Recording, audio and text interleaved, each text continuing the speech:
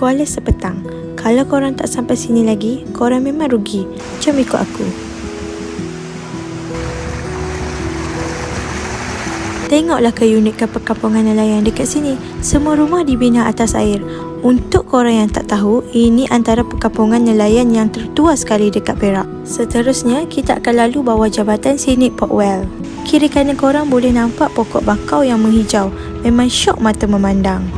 Lepas pada tu, kita singgah kejap dekat fish farm. Dekat sini, korang boleh rasa sendiri pengalaman pegang belangkas dengan ikan buntal. Nak bagi makan ikan pun boleh dekat sini.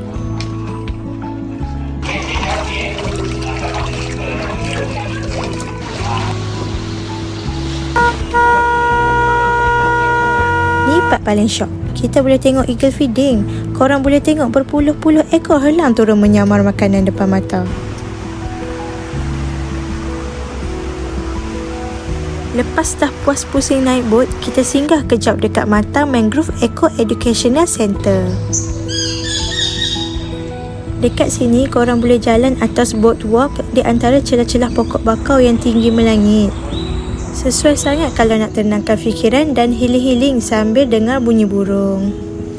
Korang tahu tak, tempat ini sebahagian daripada hutan simpan paya Laut Matang yang diiktiraf antara pengurusan hutan bakau terbaik kat dunia tau. Ini pokok bakau minyak. Batang dia yang paling elok dan berkualiti tinggi untuk buat arang. Bila pokok dah cukup matang, akan ditebang dan kumpul macam ni di kilang arang. Tengok isi kayu dia warna oranye kemerahan. Nampak tak iglu ataupun relau kayu yang besar tu? Itulah dapur arang tradisi kita. Kayu-kayu tadi akan disusun rapat-rapat dalam tu, lepas tu akan dibakar selama sebulan sampai jadi arang. Dan alang-alang ke sini, wajib singgah kejap kat Muzium Matang. Bangunan ni sebenarnya kubur sejarah tau. Lepas dah penat pusing satu hari, perut pun dah mula menyanyi. Jadi destinasi terakhir kita mestilah Mi Udang Kuala Sepetang. Dekat kedai ni memang sejuk dan redup. Siap ada pokok anggur. Apa yang kita orang makan dekat sini, korang wajib cuba tau. Ada mi udang, nasi udang crispy, laksa cucok dan pelbagai lagi menu yang sedap dan menarik.